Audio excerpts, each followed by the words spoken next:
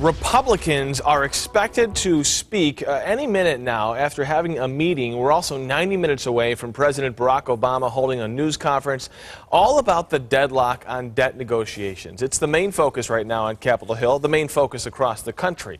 Congressman Ben Quayle, Republican from Arizona, joins us on the phone this morning.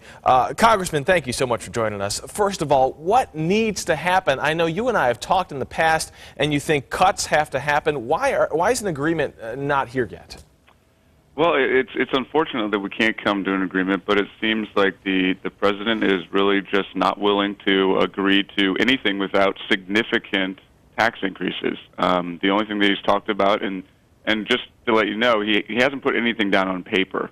It's just talking about close to $1 trillion worth of tax increases, and that's something that we just will not stand for. We're having an anemic recovery right now, and increasing taxes at all, but especially to that extent, will have a really negative effect on our economic growth. Well, and the countdown is on. We only have 19 days until this so-called deadline. Who's going to budge first? Do both sides have to sort of budge a little bit?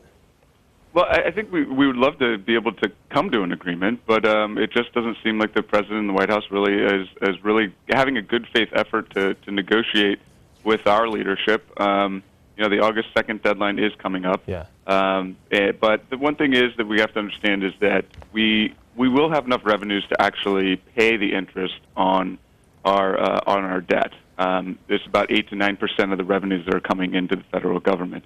Then you just have a limited amount of money to go and pay other things, but that's when you have to prioritize, or the Treasury would, for the amount of revenues that are coming in month to month. So default is really just not on the table. But we do need to come to an agreement so that we can make sure that we pay what we have already decided to spend, but then cut spending and fundamentally change the way that we spend money in Washington so we don't get ourselves into this jam again. Big concern about Social Security paychecks. The president said those may not go out if an agreement is not reached. We're hearing interest rates could go up. A comment like this on Facebook from one woman saying that she's disabled, she's got 2 children, her husband got laid off, and if these cuts happen, she might be homeless. She wants to know who's standing up for people like her. The question to you is, what do you say to people who tell you that they're in situations like this that could become even more dire?